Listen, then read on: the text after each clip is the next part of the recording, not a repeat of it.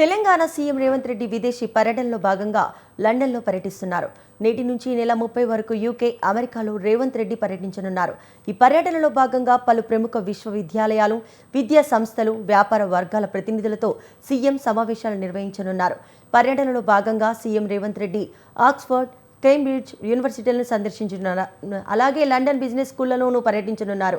ఈ సందర్భంగా తెలంగాణలో పెట్టుబడులు, విద్య, నైపుణ్యాభివృద్ధి, పరిశ్రమ విస్తరణ వంటి అంశాలపై చర్చలు జరిగే అవకాశం ఉంది.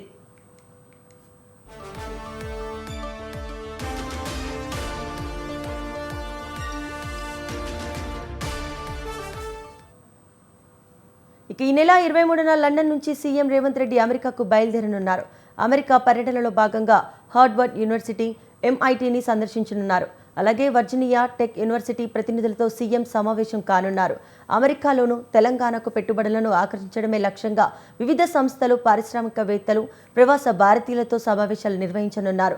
న్యూయార్క్లో జరిగే Indian overseas Congress meet and greet కార్యక్రమంలో సీఎం రేవంత్ రెడ్డి పాల్గొనున్నారు. ఈ నెల 29న న్యూయార్క్ నుంచి హైదరాబాద్కు తిరుగు ప్రయాణం కానున్న సీఎం 30న హైదరాబాద్ చేరుకోనున్నారు.